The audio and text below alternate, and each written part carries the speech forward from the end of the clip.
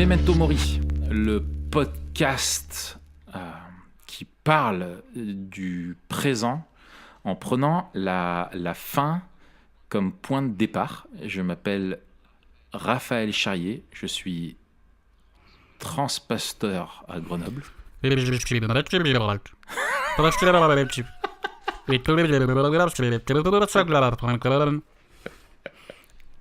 Non, fais ta voix d'homme. Ah, Ta voix de en viril. vrai- La dernière fois, ça faisait une voix de robot. en vrai, C'est tu bien, cherchais ça une blague sur et la moi je l'ai dignité. trouvée. Oui, c'est ça. C'est exactement ça. C'est la mince. J'ai pas pensé à une blague. Là, il faut qu'il y ait un truc qui vienne tout de suite. Et voilà. En plus, transpasteur, c'est. Ouais, ça, c'est ça pas me ouf vient comme d'un blague. épisode. Ce trick me vient d'un épisode de Big Bang Theory où je crois que. Attends, c'est qui? C'est Howard, ou un des gars qui imite. Mince, tu sais, celui qui est mort, c'était Hawkins. Oui. Le scientifique. Ouais, c'est Hawkins qui est Mince, ça va mort. me revenir son nom aussi. Hawkins. Ouais. Et il fait cette voix-là pour faire la voix de robot là. Excellent. Donc voilà, t'as Excellent. toute l'histoire. Ouais, c'est vrai que c'est marrant, quoi. D'accord. Donc aujourd'hui, on va parler du transhumanisme. Terme barbare, s'il en Un peu. est. Ça pourrait sembler être un sujet vraiment de niche, un truc hyper pour geek et en fait un phénomène qui est pas du tout, qui concerne vraiment pas tout le monde. Or, la philosophie, l'idée, la vision qu'il y a derrière le transhumanisme a un impact hyper important. Enfin, il y a des transhumanismes, hein, mais qui ont en tout cas des impacts, des visions vraiment de l'évolution de l'homme, qui ont des impacts très concrets dans plein de différents domaines. Et en fait, moi, ce qui m'avait donné envie de faire cet épisode-là, c'est j'avais lu, j'aime beaucoup Dan Brown. Ouais. Je trouve que c'est un romancier extrêmement doué dans la narration, surtout pour savoir mêler le vrai du faux. Et il avait écrit Inferno, qui était vraiment sur, en gros, l'eugénisme, mais avec vraiment une bonne dose de transhumanisme dans ses personnages. Et là, il a écrit cette année, donc ça a été un gros best-seller que j'ai lu, Origine, qui est vraiment un bouquin qui fait l'apologie du transhumanisme et voilà, qui m'enseigne un futurologue qui disparaît et qui, avec le transhumanisme, a prédit la fin des religions. Etc., etc. Enfin bref, voilà, je vais pas spoiler le roman, mais voilà, je me suis dit c'est vraiment un sujet. Enfin, Dan Brown influence avec sa vision du transhumanisme des centaines de milliers de lecteurs en France et des millions dans le monde, et c'est vraiment quelque chose qui est présent et ça valait le coup d'en parler. Ouais, c'est ça. C'est aussi un sujet. Bon, si on suit un peu quand même les nouvelles, il y a de temps en temps. Ça ressort. Je crois qu'il y avait un gars qui avait fondé un parti transhumaniste pour les dernières présidentielles aux États-Unis. Un gars qui habitait dans la Silicon Valley. Et puis on a Google qui finance aussi des recherches, qui a même fondé, je crois, un institut du transhumanisme qui finance des recherches sur le transhumanisme. Donc c'est un sujet, si on s'intéresse un peu à la technologie en général, qui revient assez régulièrement, quoi. Ouais. C'est une thématique qui est très présente aussi dans les science-fiction. Ouais. On avait parlé de Black Mirror, mais de plein d'autres films qui intègrent justement tout ce qui est on va dire l'alliage, pour un jeu de mots, entre l'humain et le robot, etc. C'est des choses qui reviennent très souvent. Et tu as des gars comme très connus du grand public, comme Elon Musk, qui sont clairement des gars qui sont animés par une vision transhumaniste. Et qui sont motivés et qui avancent au nom de Absolument. ça, quoi. En fait, depuis les années... enfin, ça date, hein. Mais plus particulièrement depuis les films de science-fiction, toutes les questions du cybernétisme et des cyborgs, comme tu as dit, d'une d'un avènement d'un surhomme ou d'un homme-machine, on a commencé à parler du transhumanisme. Sauf que là, comme on va le voir, la réalité a presque dépassé la fiction ou est en train de la rejoindre, quoi.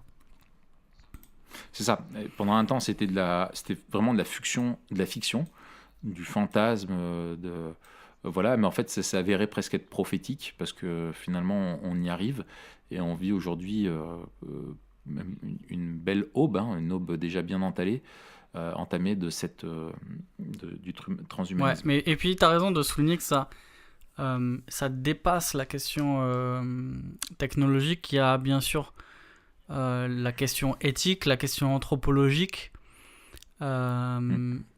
et la question de la morale plus largement.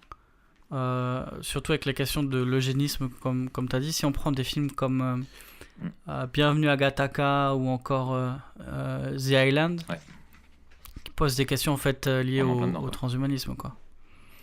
Ouais, tout à fait. D'accord. Alors, peut-être qu'il faut maintenant qu'on essaye un petit peu de définir un petit peu plus clairement ce qu'est le transhumanisme.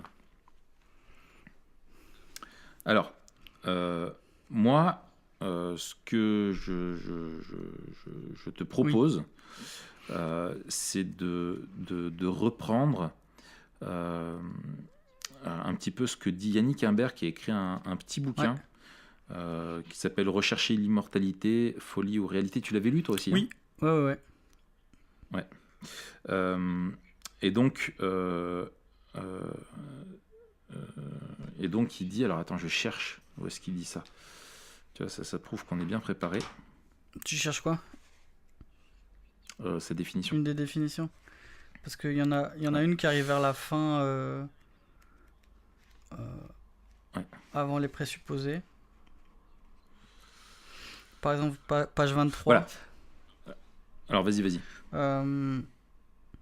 Alors, il cite Nick Bostrom sur le site de l'Association transhumaniste mondiale, et il donne une double définition, une double caractéristique. Donc, ce serait un mouvement intellectuel et culturel qui affirme la possibilité et l'opportunité de fondamentalement améliorer la condition humaine, notamment en développant et en rendant les technologies largement disponibles, afin d'éliminer le vieillissement et de grandement améliorer les capacités humaines à la fois intellectuelles, physiques et psychologiques. Et deuxièmement, ce serait l'étude des ramifications, des promesses et des dangers potentiels des technologies qui nous permettront de surmonter les limitations humaines fondamentales et d'étudier les questions éthiques qu'implique le développement et l'utilisation de ces technologies. Donc on a un double Excellent. objectif, celui d'augmenter l'humain et de dépasser certaines choses qui sont liées à sa condition, et l'étude, le transhumanisme aussi, désignerait l'étude des répercussions de ces dépassements-là. C'est ça. Donc, nous, c'est surtout peut-être le premier aspect et les défis que se posent les transhumanistes. C'est-à-dire qu'il y a l'idée d'utiliser toute la technologie pour éradiquer toute forme de maladie et ultimement, et c'est le but ultime du transhumanisme, c'est de devenir immortel. Voilà, il y a aussi l'idée d'augmentation de l'homme, non seulement affranchir, enfin les effets, il y a le fait de lutter contre les effets, on va dire, de la maladie, de la vieillesse, etc., qui conduisent à la mort, et d'un autre côté d'augmenter les capacités de l'homme, donc l'augmentation de la puissance intellectuelle, l'augmentation de la force physique, l'augmentation, enfin voilà, un petit peu générale, et par exemple, et le lien en fait de pouvoir, enfin essayer de pouvoir s'affranchir en fait de l'humanité telle qu'elle est aujourd'hui avec ses limites, et vraiment de repousser les limites. Et derrière ça, il y a quelque chose que formule bien Dan Brown, Il dit en fait, si tu es vraiment un évolutionniste, finalement, tu dois être un transhumaniste. Parce que la théorie de l'évolution dit que si aujourd'hui tu es celui que tu es le fruit d'une évolution, et il n'y a rien qui dit que ça doit s'arrêter là. Et donc l'humanité va continuer d'évoluer. Sauf que à ce stade de son évolution, l'humanité peut choisir elle-même et maîtriser elle-même son évolution et la précipiter. Alors qu'avant, les espèces, en gros, la théorie de l'évolution, c'est que tu subis, à cause de mutations aléatoires de la génétique et des pressions de l'environnement, tu survis ou tu meurs. Et lui, en gros, maintenant, les transhumanistes, c'est de dire à nous de créer les mutations génétiques ou d'incorporer ou de compléter finalement ce qu'on est par la technologie pour maîtriser notre humanité et finalement ne plus être humain. Et il note vachement le lien en fait de ce qui fait que tu es humain, c'est aussi que tu es mortel. Et si finalement tu n'es plus mortel, tu n'es plus l'homo sapiens, tu passes à autre chose, quoi. Et donc c'est d'aller vers ça.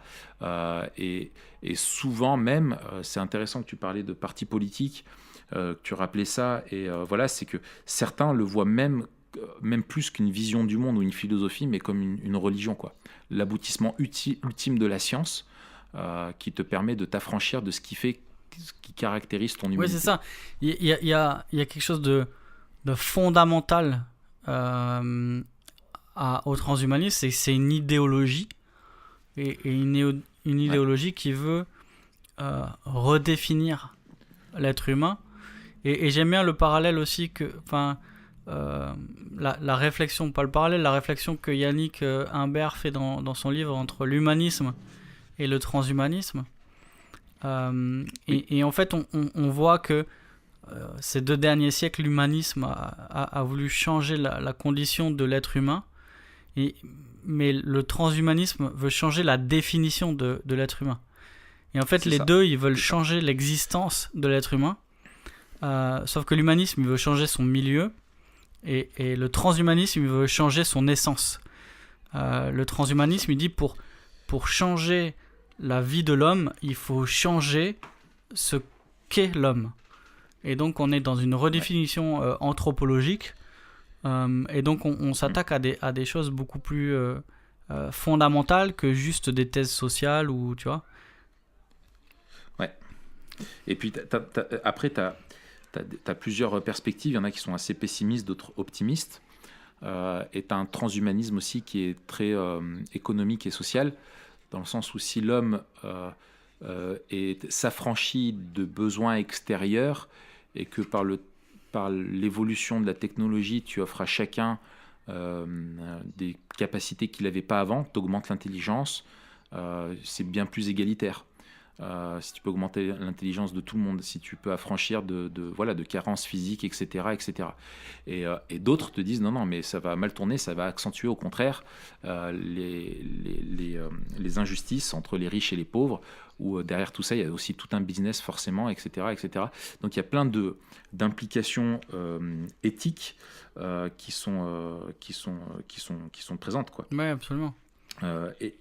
Et notamment, tu as aussi dans le domaine militaire, si tu regardes même les jeux de guerre, etc., qui sont assez futuristes, l'idée c'est d'avoir des super soldats qui peuvent, par exemple, maîtriser complètement leurs émotions et ne plus connaître la peur, avoir des capacités physiques augmentées, ne faire devenir des armes à eux-mêmes. Tu sais, le premier transhumain que j'ai connu, moi?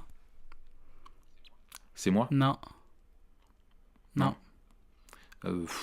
Transhumain que tu as connu, alors qu'est-ce que tu vas me sortir? Vas-y. C'était une série américaine quand j'étais... L'homme qui valait 3 milliards? Non. C'était... Et puis là, j'ai un trou, en fait, Animal. Ah ouais, non, ça c'est pas mal. Non. Ah ouais, mon gars. C'était quoi? C'était... The Sentinel? C'était lui? Ouais, c'était The Sentinel. Ah, mon gars. Non. Oh, mais là, tu me renvoies hyper loin. C'est The Sentinel avec ses sens, sa vue de ses yeux de lynx, etc. Mais grave. Je crois que c'est lui, hein. C'est Non. lui, hein. Qui pouvait sentir, Ouais. là. Après, Bah, attends, t'avais moi, j'en ai un autre. t'avais des zooms de malade sur une espèce de micro-graines de piment sur la moquette. Ouais. Mais The Sentinelle. Oh purée, M6. M6, bien sûr. C'était Bah, M6. toutes les bonnes Ouais. séries étaient sur M6. Enfin, on avait Ouais, grave. Et, on avait que ces ouais. chaînes, de toute façon, donc... Ouais, moi je pense à Robocop. Ouais. Cyborg, ah si. Si, c'est transhumain. C'est transhumain. C'est transhumain, c'est transhumance. Alors, j'ai oublié Ouais. de quoi on parlait. Mais par exemple, t'as plein d'exemples. Je pense que c'est pas mal si on donne un peu des images, tu vois. Mais tous les films où tu as l'idée de dire, par exemple, de pouvoir changer de corps, tu sais, ou quand ton corps devient trop vieux, ou etc., de pouvoir transférer ton Oui. âme. Tu vois, cette remise en question de la distinction, tu vois, corps et Ouais. âme, c'est vraiment dedans, tu vois. L'effet d'augmenter tes capacités sensorielles, tes capacités, voilà. L'idée de Spider-Man. pouvoir... ouais, voilà, exactement. L'idée de pouvoir aussi se choisir par la technologie à quoi est-ce que tu veux que tes enfants ressemblent. Voilà, et ça rejoint la question de l'eugénisme aussi. Enfin voilà, c'est toutes ces choses-là qui sont un petit peu présentes dans le transhumanisme. Absolument. Ouais. Il y a juste, tu vois, à un moment donné, alors c'est marrant parce que dans son livre Origine, en gros, tu as un futurologue qui a créé un ordinateur qui est hyper puissant. Et donc, l'ordinateur qui parle, cette intelligence artificielle, et qui dit en gros que le rêve du fameux futurologue, qui est un des héros là, du film, plutôt la victime, il dit qu'il ne voulait pas détruire la religion, mais en créer une nouvelle fondée sur la science, une foi qui unirait les peuples au lieu de les diviser. S'il parvenait à convaincre les gens de vénérer la nature et ses lois, toutes les civilisations célébreraient la même création, avec un C majuscule, au lieu de se battre pour faire triompher l'un ou l'autre de leurs vieux mythes. Et c'est là vraiment où on voit Dan Brown, lui, là, il présente une vision très idéaliste et très positive du transhumanisme, et beaucoup de ceux qui s'investissent là-dedans, finalement, aspirent à ça, à l'augmentation de l'être humain et l'affranchissement de ses limites. Ouais. Qu'est-ce que ça révèle, le transhumanisme, finalement, des aspirations de l'homme? Bah, la première chose, je dirais la plus évidente peut-être, c'est que alors d'un point de vue d'une perspective bien sûr biblique, hein, c'est que le transhumanisme veut répondre au problème du péché. Au problème du péché ou des effets du péché? Les deux, en fait. Des effets du péché plus particulièrement, tu as raison. Mais c'est vrai que quand je dis du péché, je pensais aux effets. À savoir, mais pas que d'ailleurs. Mais on va y revenir. Les effets du péché, oui, pas que, la maladie et la mort. Mais aussi, même sans parler des effets du péché, de ce qu'est l'homme, c'est-à-dire qu'en voulant repousser les limites, ils veulent s'affranchir de la finitude de l'être humain. Donc en fait, c'est redéfinir ce qu'est l'homme dans le monde d'aujourd'hui après la chute, mais peut-être aussi redéfinir l'homme, on peut pas le savoir parce qu'on ne sait pas comment on était avant la chute, mais en tout cas redéfinir l'homme tout court dans ce qu'il est fini. Et on voudrait pouvoir être Dieu, en fait. Donc ça, c'est les deux plus gros trucs que je vois d'un point de vue biblique. Ouais, mais, complètement. Là-dessus, c'est évident. Enfin, pour moi, c'est la chose qui me saute le plus aux yeux. C'est vraiment l'idée qu'en fait, l'homme veut pouvoir déterminer lui-même ce que c'est qu'être un homme.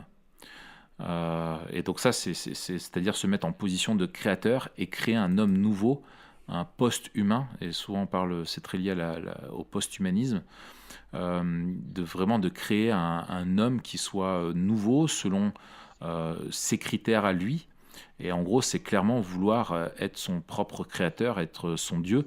Et ça révèle vraiment le désir d'autonomie et d'indépendance de l'homme vis-à-vis de son créateur. Et que finalement, si c'est toi qui définis l'homme et que tu le changes régulièrement, qu'est-ce que l'homme, quoi.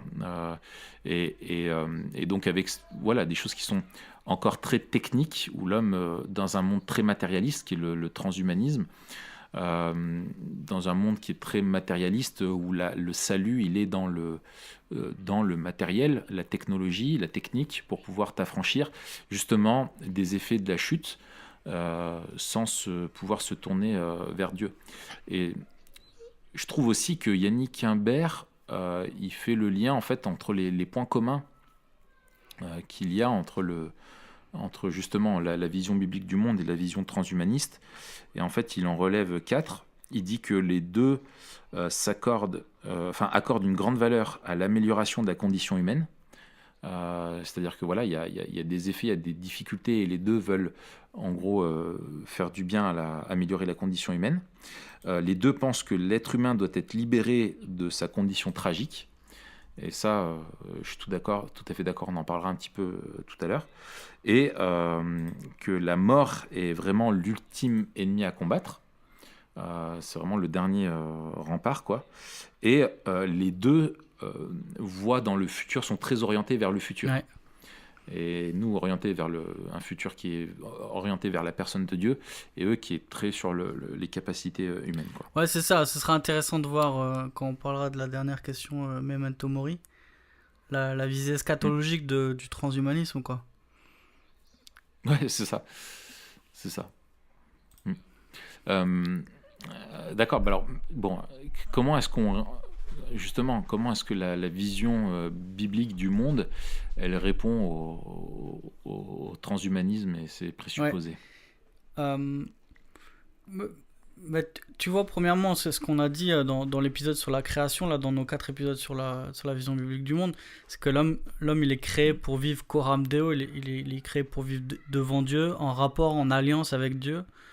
Et on sait que c'était la citation d'Augustin, que mon cœur ne trouvera de repos que lorsqu'il se reposera en toi. Et tant que l'homme n'est pas réconcilié avec Dieu, son cœur sera sans repos. Et en fait, les aspirations de dépasser... En fait, les transhumains, ils recherchent le bonheur, comme tous les hommes, comme dirait Pascal. Ouais. Et en fait, ils pensent que le bonheur, ce serait d'échapper à la mort et de pouvoir redéfinir eux-mêmes ce qu'est l'être humain. Mais d'un point de vue biblique, on sait très bien que malgré tous les moyens qu'on veut employer, sans Dieu, on ne pourra pas trouver ni un sens à notre vie, ni le bonheur. Et on le voit à des échelles plus petites, c'est-à-dire que les personnes qui recherchent le bonheur par la modification de ce qu'ils ont ou de ce qu'ils sont, ça mène toujours au désespoir. Et en fait, on voit des gens qui pensaient trouver leur bonheur dans l'accomplissement physique ou le corps parfait ou le plus d'argent, le plus de possessions, ils sont toujours déçus. Et en fait, on sait, nous qui avions la parole de Dieu, que même si l'homme échappait aux limites et s'il arrivait à réaliser ses rêves en termes de capacité, il serait toujours pas heureux parce qu'il serait encore sans Dieu. Donc ça, c'est le premier point, quoi. Excellent. Ouais, excellent. Je suis complètement d'accord. C'est très pertinent. Et alors, sur cette question justement de la vision biblique du monde, on est d'accord, et c'est ce que tu disais déjà tout à l'heure, que le transhumanisme est finalement un aveu que le monde n'est pas tel qu'il devrait être, puisqu'il y a ce refus-là de la mort, et cette aspiration à la vie éternelle, qui est vraiment ancrée en nous, parce que c'est ce pourquoi on a été créé à la base. S'il n'y avait pas cette vision de la mort comme étant une anomalie, il tenterait pas d'y remédier, quoi. Tu vois, si la mort elle est normale, finalement, elle est là. Le problème, la limite qu'il y a, c'est euh, que la mort, finalement, le transhumanisme ne donne pas de sens à la mort. Et on est dans une société qui a perdu le sens de la mort, puisque c'est une société qui a aussi rejeté Dieu, dans une vision du monde qui est vraiment athée d'une manière générale. Et c'est là où tu vois, où avant les gens vivaient avec finalement la mort au quotidien. Aujourd'hui, la mort est quelque chose qui est devenu un peu une notion abstraite dans notre société. Qui est devenu et du coup quelque chose qu'on veut mettre de côté et un problème qu'on veut résoudre parmi les autres, mais sans pourtant chercher à en comprendre vraiment quel est le sens. On voit ça simplement comme quelque chose qui t'empêche de vivre éternellement, mais est-ce qu'elle a un sens, quoi? Est-ce que le fait que tu sois mortel te dit quelque chose de ta condition et de qui tu es dans ton être même et de la nature du monde qui t'entoure? Ça là-dessus, c'est quelque chose où la vision biblique du monde, elle répond et nous dit que la mort a un rôle essentiel. Et ça, bon, on l'a largement développé, on ne va pas revenir là-dessus. Et ce que je trouve aussi fou, c'est encore, moi, c'est que finalement, sur l'aboutissement, oui, aussi la vision biblique du monde rejoint celle du transhumanisme sur certains points, sur le fait que, voilà, en gros, d'être affranchi des souffrances, de ne plus avoir affaire à la mort et d'être dans un futur, des perspectives qui sont heureuses pour l'éternité, elle est bien, mais le transhumanisme met tout son espoir dans l'humain. Justement, c'est là où tu disais que c'était le lien avec l'humanisme et dans la technique, et dans une solution qui est uniquement que technique. Et n'oublie pas que finalement, l'humain, tu peux l'améliorer, mais tu peux pas le transformer. Et c'est là où il y a une différence entre peut-être c'est que la Bible te parle d'une transformation, mais qui n'est pas juste physique, mais qui est aussi morale. Une transformation qui est aussi spirituelle et qui n'est pas juste une question de capacité de ce que tu peux faire et de limitation. Ouais, c'est ça. Et juste pour rebondir sur ton premier point, il y a cette citation que j'avais trouvé bien de FM 2030. Donc c'est un philosophe transhumaniste, un activiste qui avait changé son nom pour ce nom un peu cyborg. C'est un pote à C3PO. Ouais, exactement. Et il dit s'il est naturel de mourir, alors débarrassons-nous de la nature. Pourquoi nous soumettre à sa tyrannie? Nous devons nous élever au-dessus de la nature. Nous devons refuser de mourir. Et il a quelque chose de juste et de faux, dans le sens où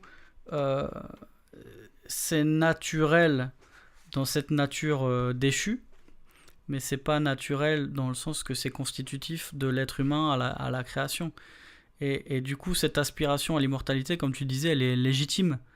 Mais encore une fois, on cherche une bonne chose au mauvais endroit, parce qu'on cherche la solution ailleurs qu'en Dieu. Moi, tu vois, je pense aussi, toi, on rappelait plusieurs fois aussi que la technologie n'est pas neutre. Et beaucoup te disent, en gros, le transhumanisme, je lisais des articles, je crois que c'était sur Slate, j'en avais vu un qui était intéressant, où il disait, en gros, on ne sait pas de quel côté ça peut tomber, et finalement, probablement que ça tombera des deux côtés. C'est-à-dire un côté positif, il y aura des implications vraiment bonnes pour la société et qui participeront au plus grand nombre, et d'autres productions qui amèneront plus d'inégalités, quoi. Comme un peu ce qu'on vit actuellement dans l'économie, dans tout plein de trucs. Mais si l'homme arrive à se faire évoluer lui-même, enfin à changer ce qui fait qu'il est humain, à s'affranchir de ses capacités, etc., là aujourd'hui on réfléchit à ça, mais en se prenant nous comme point de départ sur la vision du monde. Mais comment est-ce que sera l'homme? Est-ce qu'il pensera les inégalités? Est-ce qu'il pensera à son prochain, aux autres, etc. de la même façon quand il sera, je sais pas, affranchi, ou que tu arrives à vivre 200 ans au lieu de 100 ans. Voilà, enfin je veux dire, si tu changes qui tu es, tu changes ta façon de voir aussi autour de toi. Et donc, toutes les personnes qui veulent aussi, je trouve, prédire la façon dont on pensera, sont peut-être un peu présomptueuses, tu vois, ou veulent peut-être prendre des raccourcis et ne s'en rendent pas compte. Ouais, c'est ça. Et puis je pense qu'il y a aussi un aspect important qu'on a souligné, c'est la dichotomie que font les transhumanismes entre le corps et l'âme ou l'intelligence, ou voilà, on a du mal à définir, en tout cas avec l'intériorité et l'extériorité. Et les transhumanismes veulent s'affranchir du corps comme si c'était le siège de nos limites, justement. Et c'est pour ça qu'on a toutes ces histoires de télécharger notre conscience ou notre âme ou notre esprit. Enfin, je sais pas comment il l'appelle bien, mais... C'est The Iceland. Oui, c'est ça, C'est vraiment ça, où tu as des clones qui attendent... et tu utilises tes clones, tu transfères ton âme dans ton clone. Ou il y a un film il y a récemment avec Johnny Depp, je crois, qui était mauvais d'ailleurs, où il était téléchargé, enfin bref. Mais toute cette question de on doit s'affranchir, tout, c'était voilà, c'est ce truc. C'est Pirates des Caraïbes, non? Non, c'est pas celui-là, le délire platonicien de s'affranchir du corps, parce que c'est une entrave, cette fois pas pour s'élever auprès des dieux ou de Dieu, mais ici pour s'élever au-dessus de ce qu'est l'homme, comme si le corps était justement une entrave à qui on pourrait vraiment être, alors qu'on oublie qu'on a été créé corps, et qu'on ne peut pas rejeter notre corps ou désolidariser qui on est de notre corps. Et je pense que c'est cette idée un peu franchement néoplatonicienne de la dichotomie entre corps et âme qu'on retrouve dans le transhumanisme. Et la résurrection vient... L'incarnation et la résurrection vient répondre à ça d'une manière magnifique. C'est-à-dire que Jésus, pleinement homme, pleinement Dieu, n'avait aucune limite en tant que Dieu, mais a choisi de s'incarner avec un homme en un homme, avec ses limites. Et c'est beau de voir que ses limites en tant qu'homme n'enlèvent rien à sa divinité. C'est ça. Tu m'as chouré. Ah mince, pardon. Mais non, mais c'est excellent. Et moi je trouve ça c'est beau, c'est que le transhumanisme dit que l'homme, même en bonne santé, devrait aspirer à être autre. Même l'homme qui irait tout bien, voilà, il doit aspirer à être autre. Et justement, l'incarnation nous montre tout l'inverse, le fait que Dieu soit venu et soit devenu un homme comme nous. Alors que il faut faire la part des choses entre le transhumanisme qui dit que l'homme, quand il va bien, il faut qu'il soit autre. C'est un moment, Annick Imbert, je ne sais plus qui il cite, mais il parle de ça, il dit en gros, l'humain s'est lassé d'être un humain. Ouais, c'est ça, on voudrait être plus qu'un humain. Et en même temps, ce qui est différent des progrès technologiques, et notamment de ceux qui veulent lutter contre la maladie, où le but, c'est pas simplement de devenir plus qu'un humain, mais c'est de compenser des effets de la maladie, etc., et de soigner et de prendre soin de l'homme. Et c'est là où il y a un point commun, mais c'est quand même limité. Moi je vois, j'ai eu des gros problèmes de dos, j'ai une prothèse dans le dos.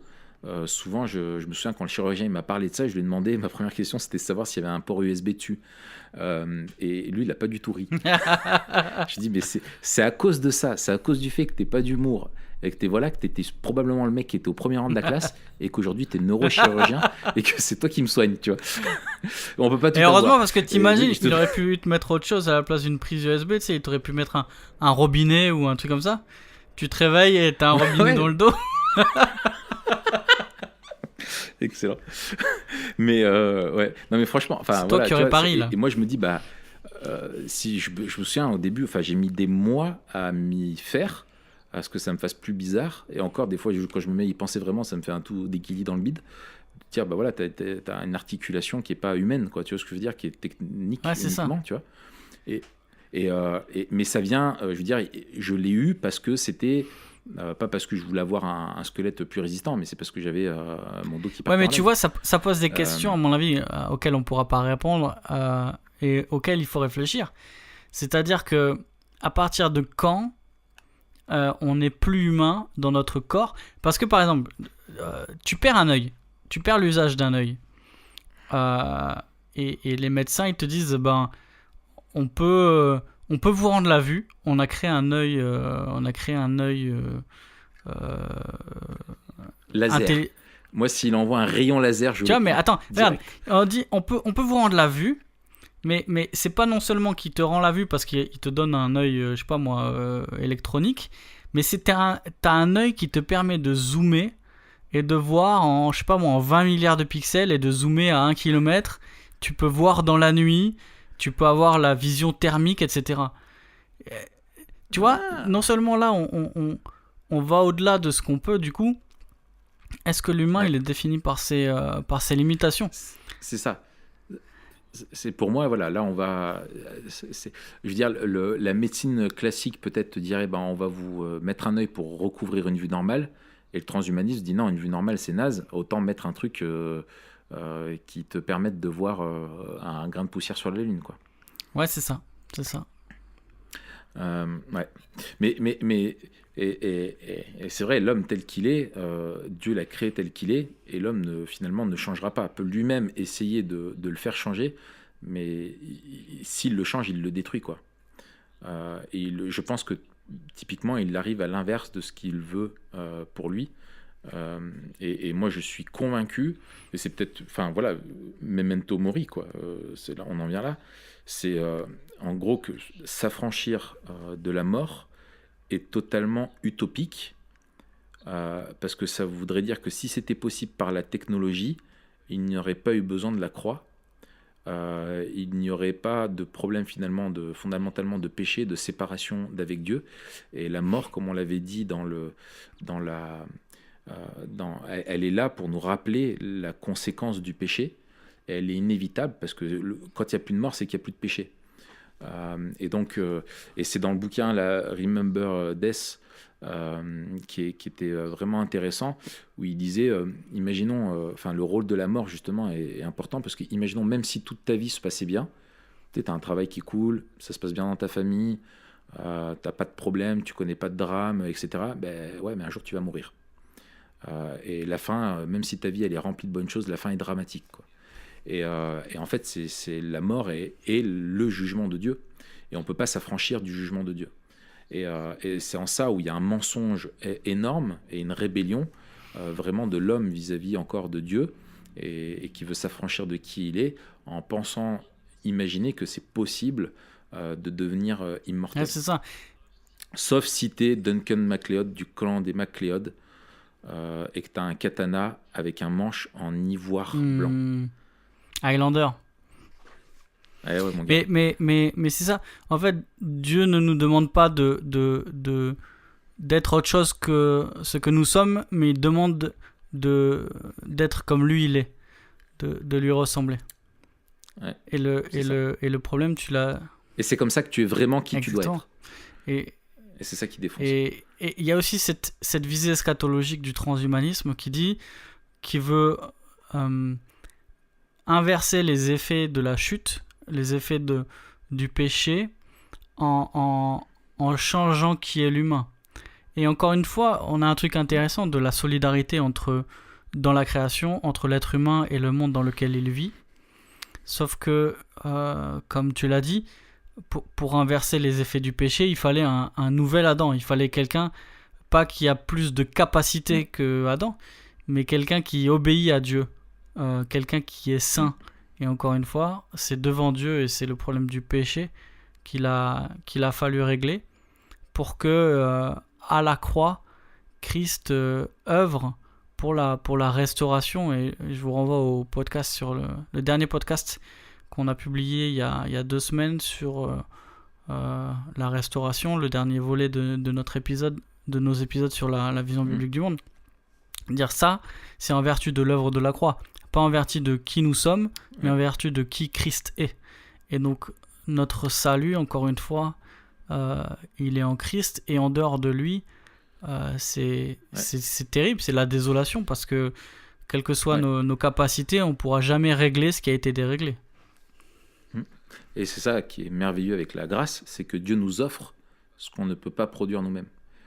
Et l'homme aspire justement à l'éternité, à ne plus avoir de souffrance, voilà. Et Dieu dit, moi ça, je vous envoie mon fils afin que vous ayez la vie éternelle. Et finalement, quand tu vois la débauche d'énergie, etc., à quoi on aspire pour pouvoir s'affranchir de ça, alors qu'on n'y arrivera pas par la voie humaine, et il n'y a que Dieu qui peut nous affranchir de la mort. Et c'est ça qui est merveilleux, c'est que ça ne s'arrête pas là, c'est qu'en plus il le veut. Et il nous invite à tous à nous tourner vers lui et dire, voilà, je reconnais que ma mort, ma condition humaine, l'humanité telle que je la vis, elle n'est pas telle qu'elle devrait être, et ça, c'est à cause de moi. Avant tout, c'est à cause de mon péché, c'est à cause de ma condition, et j'ai besoin d'être délivré finalement de quelque chose de bien plus fondamental, pas juste des effets du mal sur moi, mais de moi-même, quoi. J'ai besoin d'être délivré de moi-même et d'avoir une nouvelle identité. Et finalement, cette nouvelle identité, elle n'est pas affranchie de limites physiques, mais elle est glorifiée, elle est restaurée, elle est incorruptible, elle est éternelle, et on sera pleinement satisfait de notre humanité dans l'éternité, parce qu'on ne sait pas ce que c'est finalement qu'être humain totalement. Parce que le péché vient altérer finalement et corrompre notre humanité. Et en fait, les transhumanistes ont ça, c'est qu'ils pensent qu'ils sont lassés d'être humains, mais en fait, l'homme ne peut pas être lassé d'être homme, il est lassé d'être un homme déchu, quoi. C'est ça. Et c'est ça en fait qu'on oublie. C'est ça, ouais. Ouais, non, c'est la beauté vraiment de l'évangile et de l'humiliation de Christ, où Dieu ne nous demande pas de nous élever à qui il est, mais c'est lui qui s'est abaissé à qui nous sommes, et c'est magnifique. C'est merveilleux. Ouais, c'est merveilleux. C'est merveilleux. Voilà. Raph, bon, je sais que t'es triste parce que ça dure pas aussi longtemps que d'habitude, mais je dois filer tel Flash Gordon. Flash Gordon, waouh, ouais. Pas mal. Ouais, écoute, ou l'homme qui va aller à 3 milliards. Tu sais le transhumain que j'aime bien, moi. Hulk. L'incroyable Hulk. Ouais. Je crois que c'est un de mes préférés, sauf que non. Il peut pas maîtriser comme il veut. T'aimerais qu'il puisse l'utiliser quand il veut. Ouais, c'est ça. En fait, c'est quand il est vénère, c'est vraiment le pire, quoi. C'est vraiment le péché. Tiens, faudrait faire un épisode là-dessus. Ouais, c'est la colère, quoi. Ouais. C'est la puissance. Enfin bref. Merci Raph. De quoi parle-t-on la semaine prochaine ? La semaine prochaine, on va parler, je crois, de Into the Wild. Ah, on parle de Into the Wild la semaine prochaine ? Je pense, ouais. Eh ben, c'est une bonne idée. Ouais. Et on vous invite à le regarder si vous l'avez pas vu. Ouais, ça c'est une bonne idée aussi. Je crois qu'il est sur Netflix pour ceux qui ont Netflix. Oui, il est sur Netflix. Je l'ai regardé il y a je l'avais jamais regardé. Ah, tu l'avais jamais vu ? Et je l'ai vu pour la première fois. Attends, ouais, c'est l'avantage quand t'es malade. Du coup, je me suis dit, allez, si je me mets un film. Et j'ai vu Into the Wild et je me suis dit, ça, c'est Memento Mori, ça. Direct. Excellent. Ok, et ben on vous donne rendez-vous la semaine prochaine. Et puis, si vous l'avez pas écouté aussi, écoutez nos épisodes sur comment interpréter les films. Ou je sais plus comment il s'appelle le truc, mais on va le mettre en description. Ouais, voilà. Très bien. Eh ben, Mathieu, je te laisse mettre 5 étoiles. Oui, parce que si tu mets 5 étoiles, t'as un 6e doigt qui pousse à chaque main. Tu reçois par la poste un œil bionique. Tu reçois par là au frais de Raph. Au frais de Raph, voilà, exactement. Je t'offre ça, un œil de lynx qui tire des rayons laser, qui crache de la fumée pour pouvoir disparaître tel un ninja. Et j'allais dire, il faudrait qu'on fasse un truc sur Batman, mais on l'a déjà fait. Ouais, on l'a déjà fait. C'est trop cool, Batman. On trouvera d'autres trucs. Hein. Ouais. Mais Hulk, pourquoi pas J'ai peur que ça soit pas assez. Non, mais faut pas faire Hulk. Faut faire les Parce que moi, j'ai un Hulk en moi. Faut faire un paquet, tu vois. Genre, faudra faire un truc sur les Avengers, sur, tu vois. L'univers de Marvel. Ouais. Ok, Raph, je dois filer. L'eschatologie selon Allez, Marvel. bye. La mervelogie. Allez, salut Mathieu.